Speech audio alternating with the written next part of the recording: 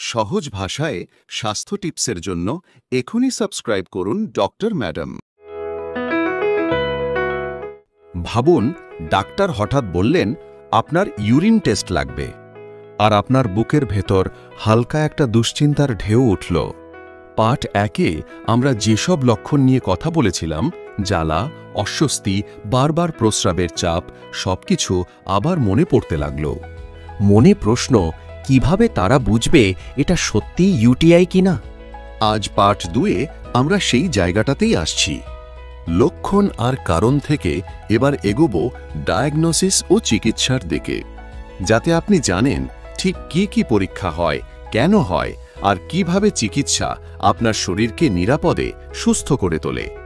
এই স্ক্রিপ্টটি লিখেছেন ও পর্যালোচনা করেছেন ডাক্তার Shreyasi Chattopadhyay, MRCP UK, medicine specialist, diabetes ও হরমোন বিশেষজ্ঞ। তথ্য সংগ্রহ করা হয়েছে Mayo clinic, Cleveland clinic, NHS UK সহ বিশ্বস্ত মেডিকেল উৎস থেকে। শুরু করার আগে চ্যানেলটি সাবস্ক্রাইব করে রাখুন, কারণ প্রতিদিন সহজ, বিজ্ঞানভিত্তিক, চিকিৎসক পর্যালোচিত স্বাস্থ্য ভিডিও পেলে আপনার শরীর সম্পর্কে বোঝাপড়া আরও শক্তিশালী হবে। ইউটিআই ডায়াগনোসিস শুনতে জটিল মনে হলেও শুরুটা হয় খুব সাধারণ একটি কাজ দিয়ে। একটি ইউরিন স্যাম্পল। আপনাকে সাধারণত প্রথমে পরিষ্কার অ্যান্টিসেপটিক প্যাড দিয়ে জেনিটাল এলাকা মুছে নিতে বলা হয়, তারপর প্রস্রাব শুরু করতে, আর কয়েক সেকেন্ড পর মাঝের অংশটা সংগ্রহ করতে।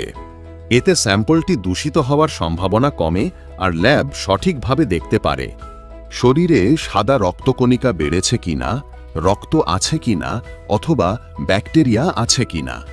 কিন্তু শুধু ব্যাকটেরিয়া পাওয়া গেলেই সব প্রশ্নের উত্তর পাওয়া যায় না। তখন করা হয় ইউরিন কালচার, যেখানে ব্যাকটেরিয়া বাড়িয়ে দেখা হয় ঠিক কোন জীবাণু সংক্রমণের কারণ। এটা ডাক্তারকে সঠিক অ্যান্টিবায়োটিক বেছে নিতে সাহায্য করে, যেটা সবচেয়ে ভালোভাবে জীবাণুটিকে পরাজিত করতে পারে। এখন ভাবুন, যদি কারো বারবার ইউটিআই হয়, তখন ডাক্তাররা আরও গভীরভাবে দেখেন। আল্ট্রাসাউন্ড, সিটি স্ক্যান বা MRI এসব ইমেজিং টেস্ট ব্লাডার, কিডনি ও ইউরিনারি সিস্টেমের গঠন ঠিক আছে কিনা তা দেখায়। কিডনিতে পাথর, পথ বন্ধ হয়ে থাকা বা মূত্র ঊর্ধ্বমুখী হয়ে ফিরে যাওয়া, এমন সব লুকানো সমস্যাই বারবার সংক্রমণের কারণ হতে পারে। কখনো ডাক্তার সিস্টোস্কোপিও সাজেস্ট করেন। একটি পাতলা নলের ভেতর ক্যামেরা থাকে, যা ইউরেথ্রা ও ব্লাডারের ভেতরটা সরাসরি দেখতে সাহায্য করে। এটা সবার প্রয়োজন হয় না, কিন্তু যাদের রিকারেন্ট ইউটিআই হয় তাদের জন্য এটি খুবই কার্যকর। এবার আসা যাক যে অংশটি মানুষ সবচেয়ে বেশি নিয়ে চিন্তা করে। বেশিরভাগ ইউটিআইতেই অ্যান্টিবায়োটিকই প্রথম ও কার্যকর সমাধান। আপনার বয়স, স্বাস্থ্য, ব্যাকটেরিয়ার ধরন সব মিলে ঠিক করা হয় কোন ওষুধটি আপনার জন্য সেরা। সাধারণ ইউটিআইতে ব্যবহৃত হয় নাইট্রোফিউরান্টয়ন, ফসফোমাইসিন, ট্রাইমিথোপ্রিম, সালফামেথোক্সাজল, সেফালেক্সিন বা সেফটিঅ্যাক্সনের মতো ওষুধ। ফ্লোরোকুইনোলোন যেমন সিপ্রোফ্লক্সাসিন অফেন এড়িয়ে চলা হয়, কারণ ঝুঁকি বেশি, লাভ কম।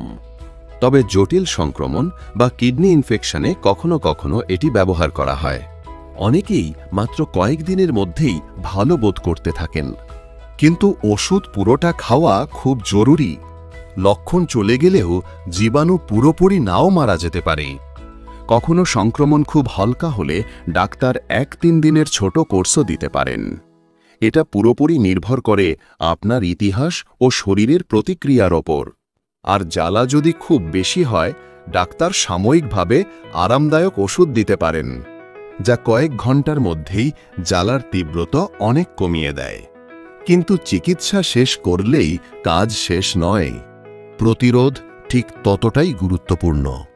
সুস্থ হওয়ার পর ডাক্তার আপনাকে শেখাবেন কিভাবে ভবিষ্যতে ইউটিআই এড়ানো যায়। প্রচুর পানি খাওয়া, যা প্রস্রাবকে পাতলা করে, ব্যাকটেরিয়া ধুয়ে বের করে দেয়। পেরিমেনোপজ বা মেনোপজে থাকলে যোনিতে ইস্ট্রোজেন থেরাপি সাহায্য করতে পারে, যদি আপনার জন্য নিরাপদ হয়। কোষ্ঠকাঠিন্য নিয়ন্ত্রণে রাখা, সঠিক জন্ম নিয়ন্ত্রণ পদ্ধতি বেছে নেওয়া, সুগন্ধিযুক্ত ফেমিনিন প্রোডাক্ট এড়িয়ে চলা, এসবই গুরুত্বপূর্ণ। ক্র্যানবেরি জুস বা সাপ্লিমেন্ট কারোর ক্ষেত্রে সাহায্য করে, তবে আগে ডাক্তারকে জিজ্ঞেস করাই ভালো। যদি এসবের পরও বারবার সংক্রমণ ফিরে আসে, তখন ডাক্তার বিশেষ কিছু স্ট্র্যাটেজি সাজেস্ট করেন।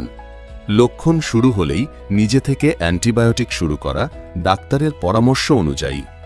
যৌন সম্পর্কের পর একটি ডোজ অ্যান্টিবায়োটিক নেওয়া। তবে মনে রাখতে হবে, অ্যান্টিবায়োটিকের পার্শ্ব প্রতিক্রিয়া আছে, আর বেশি ব্যবহারে ব্যাকটেরিয়া আরও শক্তিশালী হয়ে উঠতে পারে, যাকে বলে অ্যান্টিবায়োটিক রেজিস্ট্যান্স। তাই প্রতিরোধই দীর্ঘমেয়াদে সবচেয়ে বুদ্ধিমান পথ। আর যদি সংক্রমণ গুরুতর হয়, কিডনিতে ছড়িয়ে পড়ে বা উচ্চ জ্বর, কাঁপুনি থাকে, তখন হাসপাতালে ভর্তি হয়ে আইভি অ্যান্টিবায়োটিক নিতে হতে পারে।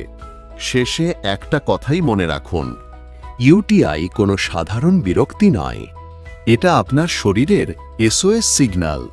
সঠিক পরীক্ষা, সঠিক চিকিৎসা আর সঠিক সময়ে ব্যবস্থা নিলে সুস্থ হওয়াটা শুধু সম্ভব নয়, স্বাভাবিক।